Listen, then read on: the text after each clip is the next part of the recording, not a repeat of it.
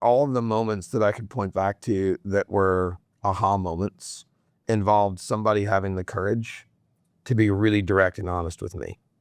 I think courage is something that people are lacking today in a way that they didn't used to, because we're all scared of crossing a line or offending somebody or breaking a rule or saying the wrong thing or using the wrong word. And so we just keep it inside. And, my gratitude about my journey lies largely with the people who had the courage to just tell me the truth.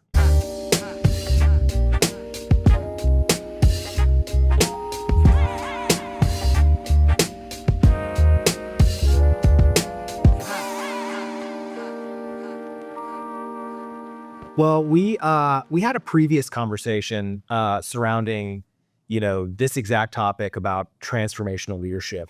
But that conversation is all about the individual. It's about the uglier parts of ourselves, how egos and insecurities can kind of get in the way of creating, the connection. And so I think the first question that I wanted to ask is, I'm gonna start with you, Vince, is, I think it'd be great for you to talk about some of the changes that you've been through, because you weren't always sort of this the leader that you are today, right? When you first started leading people, you were probably a little bit different. So maybe if you could do a little compare and contrast, For sure. and what your aha moment was.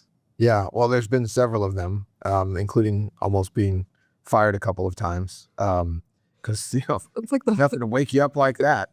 You got kids and a wife, and you get a surprise phone call. Look, I think that all of the moments that I could point back to that were aha moments involved somebody having the courage to be really direct and honest with me. I think courage is something that people are lacking today in a way that they didn't used to, because we're all scared of crossing a line or offending somebody or breaking a rule or saying the wrong thing or using the wrong word. And so we just keep it inside. And, my gratitude about my journey lies largely with the people who had the courage to just tell me the truth, even when it was hard and it wasn't going to feel good, it was going to sting. And I've tried really hard as a leader to kind of embody the mantra of going through versus around. Walk through the front door, not the side door. People usually misunderstand the side door conversations, but it's really hard to misunderstand front door conversations. But to do it with empathy, and grace and care and compassion, because we are all human beings and we all have emotions that many of us, I think, struggle to actually identify and process when we're faced in these moments that are filled with tension.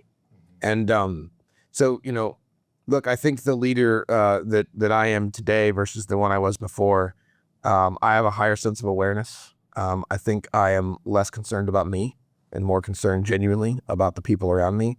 I think the last few years in particular has taught me that the value of a highly functioning team cannot be overstated. And can usually solve almost any problem that a business has in front of it. But it's up to that leader to set the tone, to live by example, and to create the framework or the environment for those people to operate as human beings, not just as coworkers. Yeah. Well, what were we going to say? Well, I was going to say, I think there's a nuance there, because when you're talking about going through the front door, I think there was a time where more of that was kind of happening in the world, but it was like the Kool-Aid man going through the front door. Right? Where it's like you're bursting through onto the scene and you're saying the thing, but there is no empathy and there is no thought of what the other person is actually open to receive. And I think you do a dance, not always perfectly, because we're all human. Where you open the front door as carefully as possible to get the best result. And that, I think, is a huge opportunity, because you don't see a lot of that. You see either people going, not even the side door, around to the back door to kind of poke their head in to see something, or Kool-Aid manning through. Neither one is really effective. Yeah. It's a good call. And the interesting thing, Celine has been a coach to Vince, also a coach to me.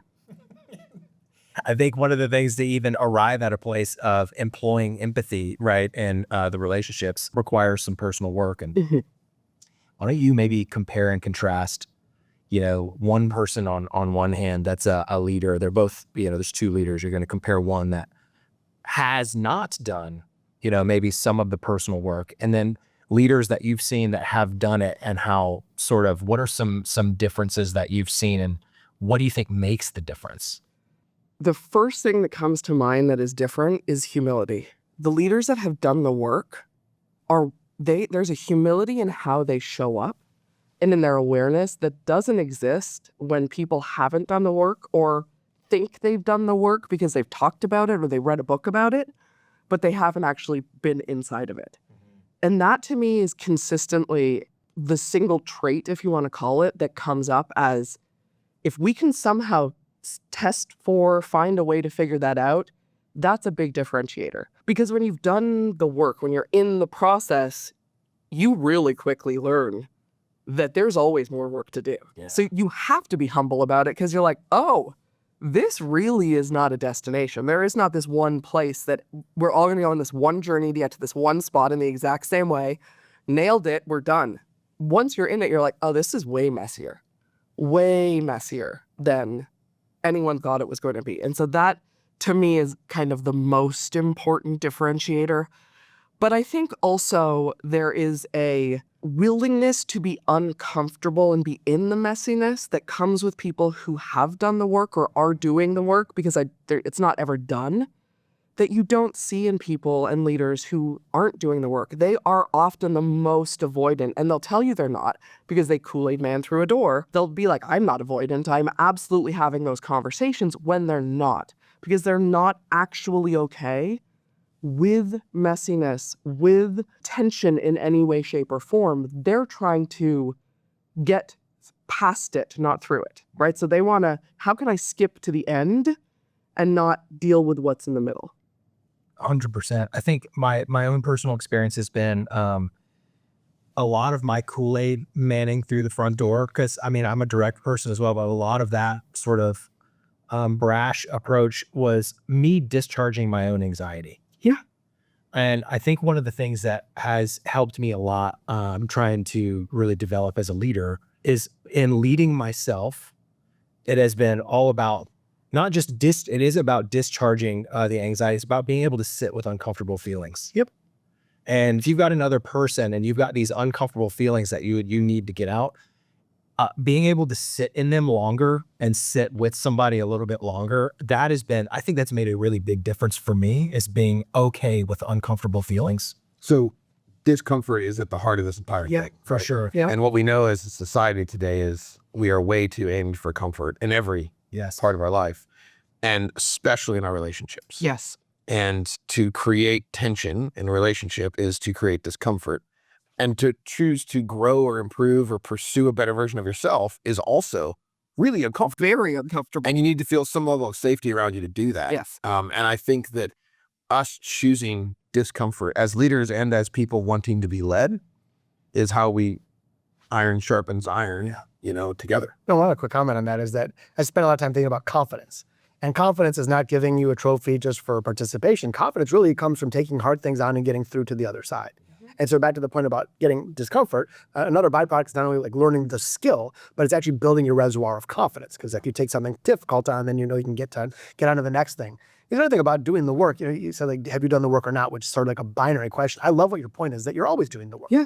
And it's really, but even the term work sounds like you win. It's like, oh gosh, I have to do the work. It's horrible. It's painful. Because it's called work. There are moments, but maybe it doesn't need to be called work. I'm sure it was doing the play instead of the work. Yes. Like the idea of becoming a better version of yourself, advancing, discovering who you are as a person, creating more impact. That can actually be, that's kind of like our calling. And it doesn't have to be suffering to get to the other side of something. It's an ongoing process of becoming who you're really meant to be. So I was talking to someone last week, and we were talking about this idea of becoming a better version of yourself. And they made a point that I thought, it's so smart. They were like, what if instead of becoming a better version of yourself, you are becoming your favorite version of yourself, where you're taking off the value judgment from the outside, and it's just my favorite version of me. That's what I'm working towards. And I've been thinking about that a lot in the past week. And I actually really love it, because you can work towards becoming your favorite person, or your favorite version of yourself. And by the way, I agree with you. I don't love the language of work, but if you put it in that context where it's not better in some way, it just feels nicer. Like it feels like I can do that because I want to be my favorite version of myself. Love it. I think that's really good. You mentioned courage, humility, right? These are, virtues, values, right? And in self-leadership, which I've loved how y'all have talked about it, is you're leading yourself, right? Then you're leading others, and then you're leading organizations or businesses, right? And it really does start with self-leadership. And I think at the heart of it really is where your values are. So one of the things that I'd like to unpack is just how we sort of look at values and how you look at your own personal values as a leader, and then how those values can expand. It isn't necessarily born from yourself, right? It isn't around the leader, right? But it really is about like the cultures have core values as well. There's ones that are expressed and things like that. But I'd love to talk about, values. And I think, Josh, the way you sort of led companies, but then also the way that you pick founders to invest in, I think this is a really key thing for you. So tell us a little bit about sort of, personal values and how those kind of expand into organizations. Yeah, the thing is, you really can't escape who you are. And so if you are, espousing one set of values and living a different set, there's that inconsistency that's going to be telegraphed a mile away. So I think a good step of it is first discovering, kind of who you are, what your core values are, and then hopefully creating a cultural environment that is consistent with those values, not at odds with the values. It's funny, early on, I recognized that culture was a crucial driver of business success. And I had these values and I thought I was being really smart about it. And they were things like, be innovative, be a good communicator. The problem is those are these vague platitude cliches that how do you act on that? You can't just be in a meeting and someone's trying to make a decision like, oh, I should be a good communicator now. Like it's almost a goofy thing to say. So it made me feel good as a leader to put these platitudes up on the walls, but they weren't actionable. As I matured over the years as a leader, I changed it. And now instead of using broad cliche platitudes, I use little catchphrases that are actionable. So one catchphrase is that I love and try to live by is give generously, don't keep score, which is the notion of generosity and kindness and compassion and it's sort of a way of being.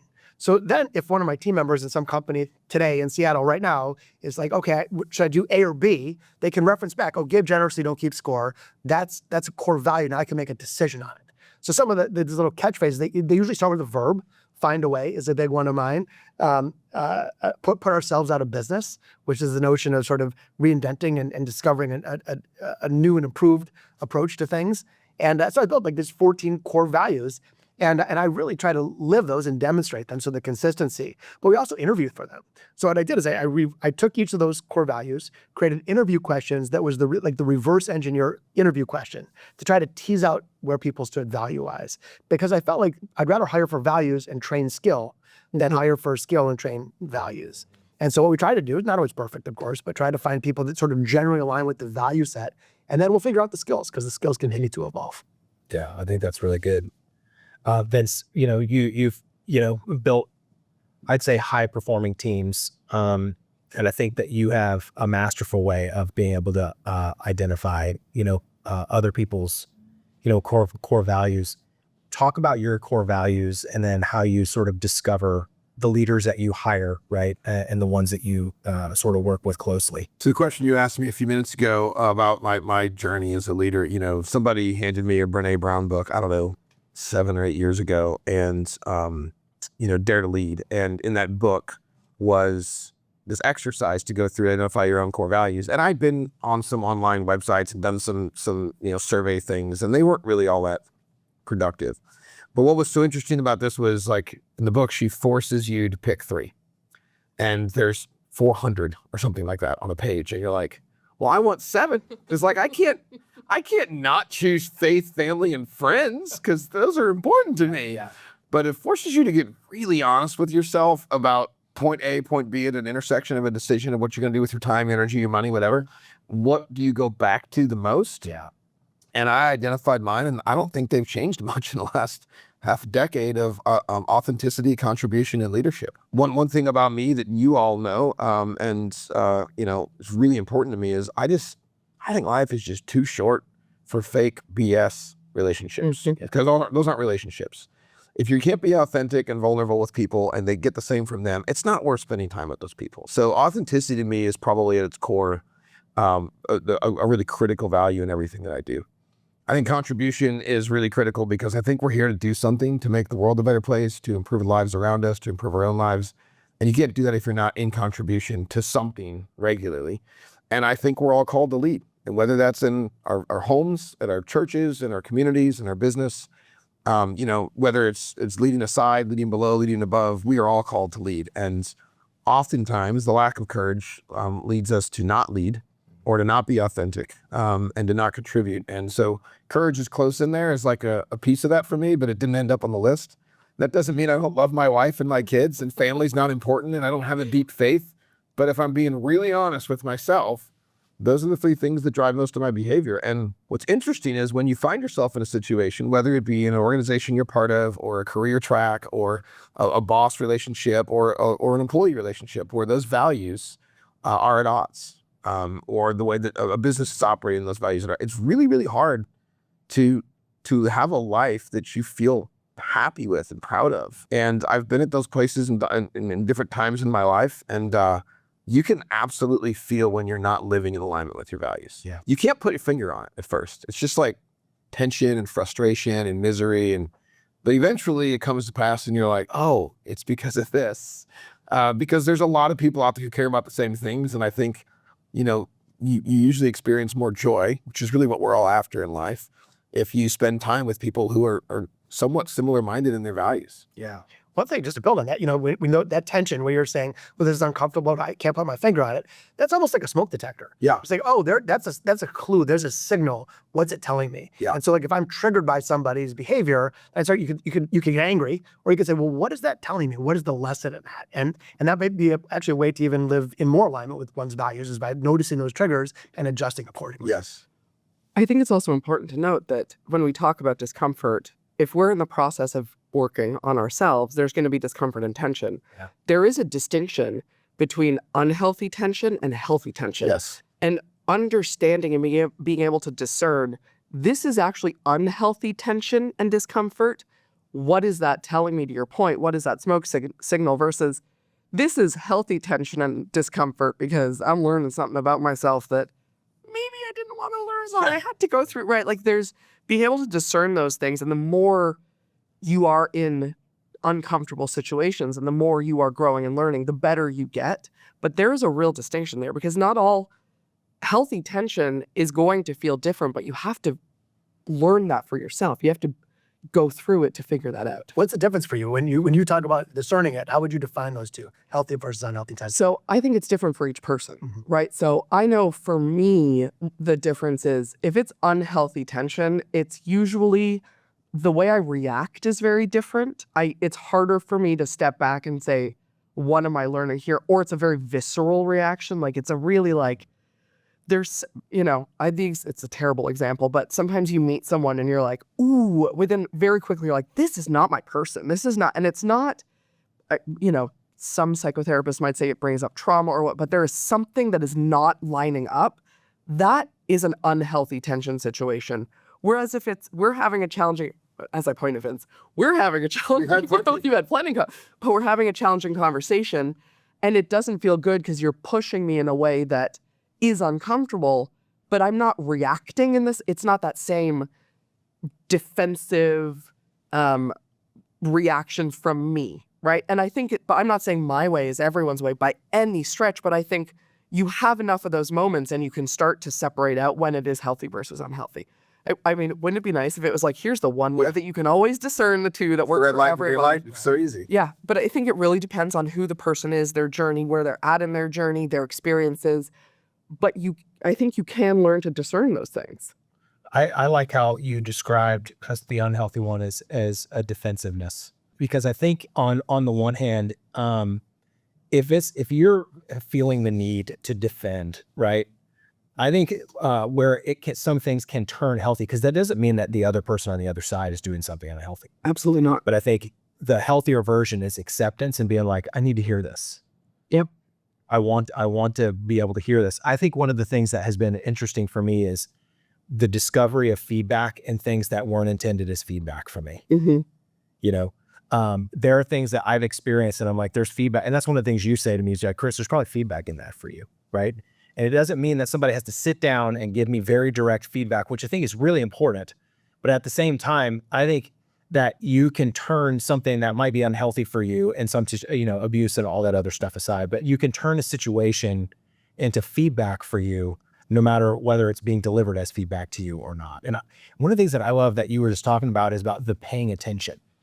I think one of the things about like when this is something that I've discovered as well, when I'm living outside of my values for a period of time, it creates sort of burgeoning anxiety in me. And if that goes along long enough, that turns into depression for me. That's sort of the sequence, right, that happens.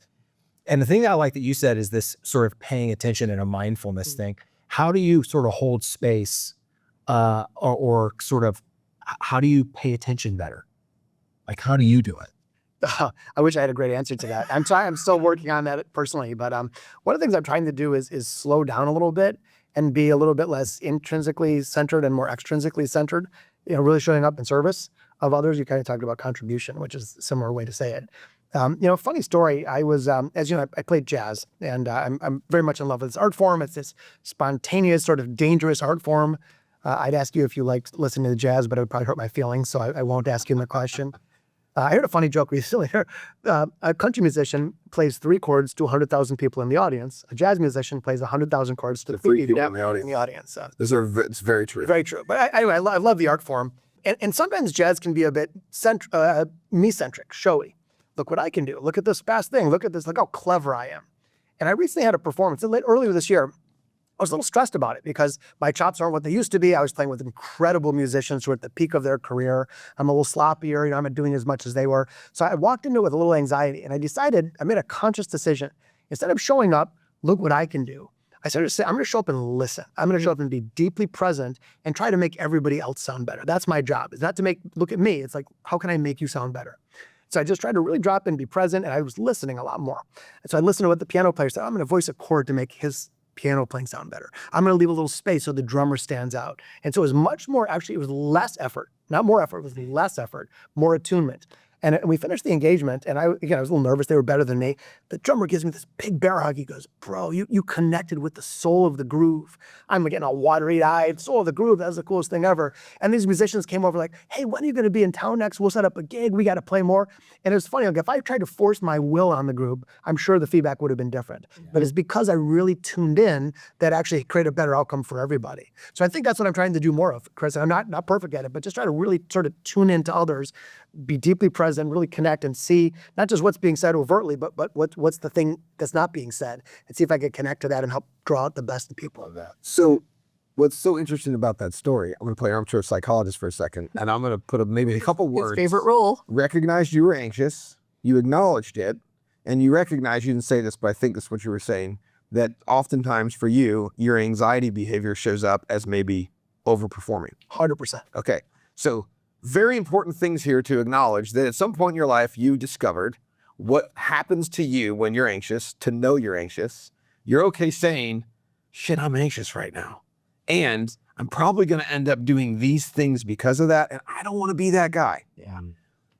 That's an incredibly powerful thing for us to call out right now, because I actually think anxiety is one of the #1 causes of tension in the relationships at workplace and at home. Because we don't want to acknowledge anxiety because it's fear. And if we have to acknowledge fear, then we're not the big, strong people people think we are. But more importantly, knowing that when you're anxious, what's your behavior system like, right? Maybe it's defensiveness, maybe it's showy performance, maybe it's shutting down, maybe it's not listening, talking over, whatever the things are.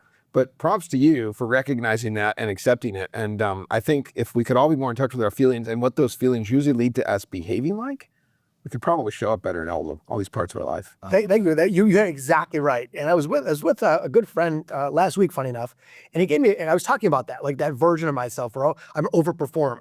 And he's like, let's make a caricature out of it. What would that really, like if you were to exaggerate it, and then he's like, can you give it a name? And that hit me. So there's, back to jazz, because I can't help myself, there's 2 wonderful piano players, Oscar Peterson, Bill Evans. Oscar Peterson is really showing tons of notes, really technically, incredible. And Bill Evans is very slow and soft. There's more spaciousness to it.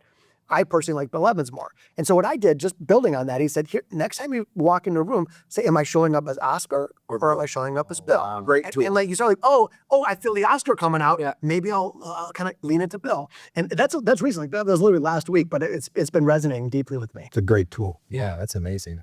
Well, something that I've heard you talk about quite a bit has been, aspirational values versus lived values. Yes. And, we've all seen the cat or eagle posters, of like integrity. Yeah. That's right. Hang in there. He's saying this to a cat lady. Yeah. Slow down. We could go for a while on that one. But I the thing that I love that what you said is how you screen people based on sort of a values fit. And I think that is an indicator of the pursuit of lived values rather than aspirational. So talk to us a little bit about like how you think about the difference between aspirational values versus lived. So I'm going to take a step back from that for a second, because this all started with when I went through coach training, because I went through formal training and I did a whole program, and it was really important to me to have this education and not just, I was never going to call myself a coach. I actually wanted the tools and then ended up using them in coaching in other ways. And as part of that, you do a values exercise for yourself. And you're, unlike Brene Brown, you are going through and you're picking 10 values and, you present them to the class and talk about them. And in doing this, I was like, I was much younger than I am now. And I was like, nailed it. I have my 10 values sorted. My life is good. And then I never looked at them again. Like, I was like, I couldn't tell you what they are now. I'm sure it was like The rosy ones. Exactly. Everything that was on that list. And in doing more work with others around values, this kept coming up, is that our first instinct is always the aspirational values, because this is what's going to sound good or look good. And every company has, the list of values on the wall. I can't remember which. There's a financial company that you would walk in and it had all the values on the wall, and it, they did some awful things that were definitely not in alignment with those values. But, integrity was up there. Yeah. And I just kept seeing this disconnect between what I talk about all the time now as aspirational values, which are these are the values we would like to have. And we want to have these 10 values ideally. This is how we think we operate, or what we would like to operate from. But if you can't go through each of those values, and I don't think 10 is the right number, I think it's more 3 to 5. If you cannot actually track back to, this is how I make decisions, this is where my behavior stems from when I am at my best, truest self, this is how I'm showing up. If there's not behaviors associated with those values, they are not your lived values. I love that. And so I ask questions all the time when we're talking about values, especially when people are like, oh, if you were saying my value is authenticity, or, whatever it might be, you have more value statements, but there are behavioral aspects to it. And even inside of working with organizations to put together values, I'm always like, what is the behavior? If there's not a behavior around it, it cannot be lived. If it cannot be lived, that's an aspiration. Great, but that's not real. Yeah. So you have to be able to put it into, here's how I'm making decisions, here's the behaviors associated with it, here's how I'm showing up. And you can also use them then as a checkpoint. Am I showing up in alignment with my values? Is this business that I'm going to be working with, is this thing in alignment with my values? Can I operate from what matters to me in alignment with that? And if not, that might not be the thing for you. So that moment right there where you're like, am I, living these values? I think one of the things that tends to happen is there's this sort of dictating to all of the constituents or the employees that these are the values we want you to have. Yep. We want you to have integrity, right? There's not like am I living in the values that we decided that we were going to live by, right? And I think your value statements, I'm a value statements guy. When you say integrity, a value statement for me is like, you know what? We should do the right thing even when nobody's looking. Mm-hmm. That's a statement, but the core value of that statement is integrity, right? You're one with generosity about like, give generously and don't keep score. That's a generosity, value. I think one of the things that we learned, because we took the 10 tenets of what we called the Heartland way. And I know you have the Find a Way, which is awesome. I want to talk about that. I want to get into that. There was this ways of working that we had established, and 10 was really hard to remember, but it created tons of conversations that would develop people. One of the things that we ended up doing was saying, we're actually going to distill these into 3 core values that were value statements. And one of them was like, work hard like it matters, because it does. own the outcome together, and foster healthy relationships. And I think that those things really helped people latch on and kind of identify with like, that's what we're doing. There's behaviors associated with that, right?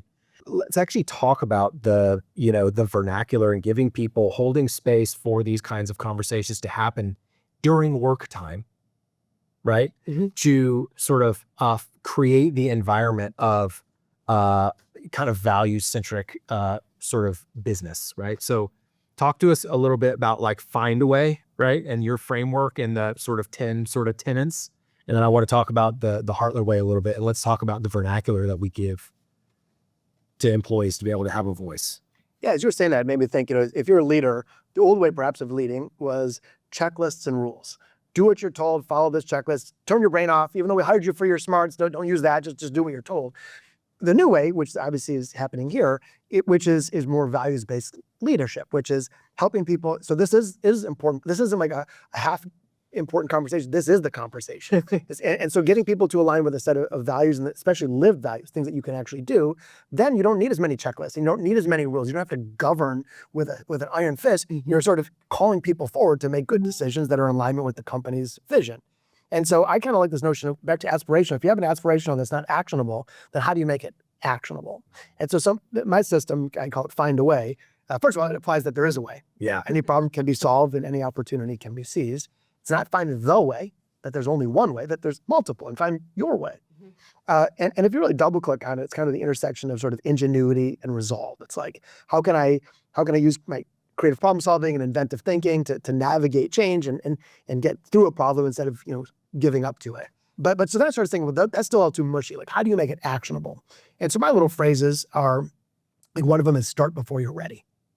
And I have kinds of storytelling that supports that, but I've seen people in a business that I wasn't leading that conversation. They're like, all right, enough of this. We got to start before we're ready. Let's put this into action. I'm like, okay, something's working. That's good. Another one is seek the unexpected, which is instead of gravitating to the obvious answer, just pause for a minute and see, is there a less obvious answer? Is there an unorthodox approach that might be even better? Another one is a little more playful, which is use every drop of toothpaste, which is a funny way of saying being scrappy and resourceful instead of just throwing money or resources at a problem. So it's fun. I don't know if I would call them values or the action statements, but it's almost like trying to create a construct where people can show up and live to these principles. Yeah. And then I don't need to have as many checklists and rules. And it's kind of been working. The other question you asked about scalability. Again, if I'd have a checklist and rule for every single thing, that gets real clunky real fast. That's why you have giant bureaucracies that are so slow and lack agility.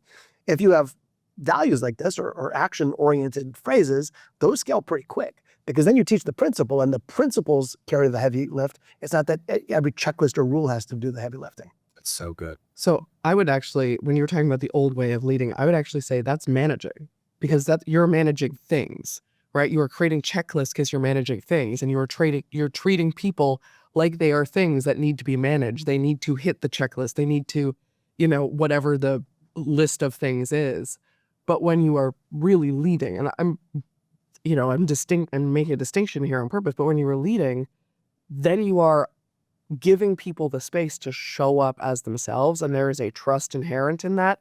And there's the opportunity for, it becomes like jazz, to go back to your jazz, but like, you don't know how it's going to play out, but you're going to find a great result at the end, but you don't know how. And that's where you're not managing the how. We're not managing the how. Exactly right. I think that's good. Talk about the sort of birthplace of the Heartland Way and a couple of the tenets and, how we use those. Cause I know that was a project. Years ago, we found ourselves at an intersection where we had a lot of opportunity, but it was messy and we needed, I'll call it a compass, but some kind of a direction that wasn't a stated goal because there was just a little chaos in the makeup of the business, how people were getting things done or weren't, and what we cared about. And it happened to coincide with, the onset of the pandemic, which I'm not going to say it provided space because I think there was a lot of chaos in managing through a business through the pandemic, but it definitely created space to think differently. And we started to put pen to paper and just talk about these things. The first time you do this in your life, you usually end up with 10 or 15 or 20 things. And You know, when you yourself can't remember all 10 ever, no matter how much work you put into it, you're like, I should probably cut this down to 5, you know, whatever the thing is. But what we wanted to do, and goes back to, you know, I don't think we made them actionable in their language as much as we did. We put so much content around them to teach people what it meant to honor them and to be part of them and to live by them, that you had to choose otherwise. Yeah. So, you know, in designing the content, we put together podcasts with real employees, with Celine and I talking about real stories, vulnerable, authentic stories, hour-long things. We had books, we had articles, we had videos to support from other resources to say, this is what this thing looks like, so that people didn't have just like a poster on a wall, but a map on what it looks like to live that way. And then we started talking about it in a lot of our meetings. And one of the things that I would say, scalability-wise, that I think is really hard is, as the leaders who create or build these things in a room with other leaders, it's easy to talk about them a dozen, 2 dozen times and be like, okay, it's done. But like, they have to be talked about all the time. Yeah. Not just because there's new people coming and old people going, but like, everyone forgets the criticality of these things, and the nature of what they really mean when we all live by them, to, you know, in support of a common goal. And our job as leaders is to continue to instill those things within the business. And so I don't think there's such a thing as too much talking about your core values as a business. And I love the story of, you're sitting in a room and one of your people says something like, hey, what would it look like if we did this? It's like, we've arrived. Somebody said it without me bringing it up. I think that there's a lot of ways to do this. And I think that a lot of companies miss because they're either doing the aspirational wall poster thing, or they throw them together really thoughtfully and then they stick them on a shelf. And they don't become a lived experience, you know? And the hard thing to do as a leader is to create accountability around the values that you create for your business, because you have to make tough decisions sometimes that don't align with a performance outcome or a person sticking around or whatever the thing is that you'd otherwise like to see happen. And you gotta be careful, because you will put yourself into a position where you're gonna have to make decisions yourself as the leader of the business based on the values that you and your team created that are really uncomfortable decisions. Building on that, it's so important. I've often thought this phrase, sent is not received. Yeah, it's a great way to say it. So as a leader, like, hey, I espouse my 37 values. My job here is done. They better live and embrace them. And sent is not received. And so your point about rituals and reinforcements and repetition, that's how ideas come to life. Yeah. And I love that you're doing that. And my research, by the way, studying great leaders and working with people, that's a crucial fault line. Is that you just say it or do you reinforce it? Yeah. There's a guy that I interviewed for my most recent book, and I was asking him, he's got a pretty simple product. And I said, how do you keep your folks innovative when you've got a really elegant, simple product? He said, yeah, every Friday we have a ritual. We call it F Up Fridays. Mm-hmm. I'm like, well, tell me more about this. He's like, yeah, we have a full team meeting, and one by one, each person has to stand up and proudly show what they effed up that week and what they learned from it. And then inevitably someone didn't F something up, and the whole team was like, well, why not? What are you going to try next week? And so this simple high frequency ritual, zero cost, what's the message? Everybody here is an innovator. Yep. Your job is to push the boundaries. It's okay to make mistakes. It's okay to make mistakes. Yeah. And so they took a principle, instead of sent being not received, the reps is what allowed it to sink in. Yeah, it's brilliant. Yeah. I think that's so good. There's this is a quick sidebar, but there's an event that they do. I know it's in Toronto. I know it's other places, called F Up Nights, and they get people in who get on the stage, and it's usually founders who tell stories of, here's the biggest mistake I ever made, and here's what I learned. And they get hundreds of people, and the stories are great. And the conversation afterwards is totally different than any other networking event, because people are like, let me tell you about the time that I messed up in a way that related to that. And you make real connections there. So I love that as a ritual in an organization as well. Good. Well, I wanted to say, one of the things that I think I heard inside of what you said that is really important is that in putting together the tenets and reinforcing them, which, and we were creating a sandbox to say, here's how we all play together effectively. And you get to, like, it wasn't prescriptive. It wasn't, here's the ways you have to behave, but it was, here's what we are all agreeing to. And then everyone gets to play in the sandbox however they like.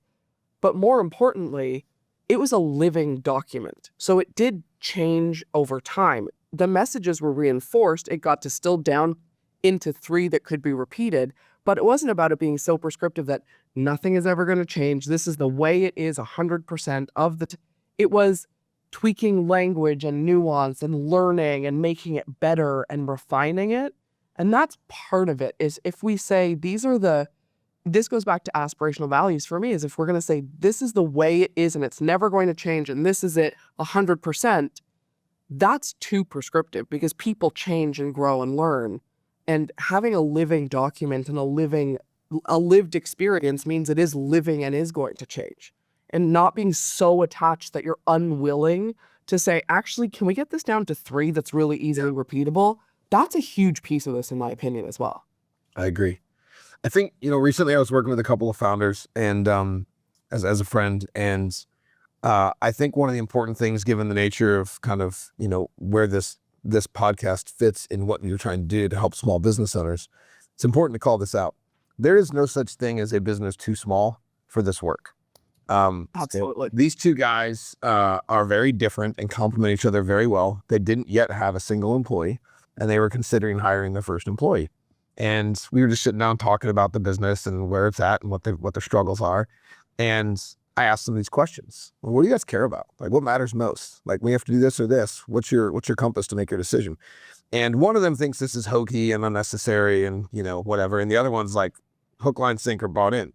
So the one builds this set of values and the things they care about for their business and what they're going to use as their compass, and gives it to the other one. And they kind of wrestle through it over a lunch. They come out on the other side. And what's been really interesting, they're 10 employees now, small company, they're doing a few $1 million in revenue, whatever it is. And they are now hiring based on their values, and they don't have employee problems.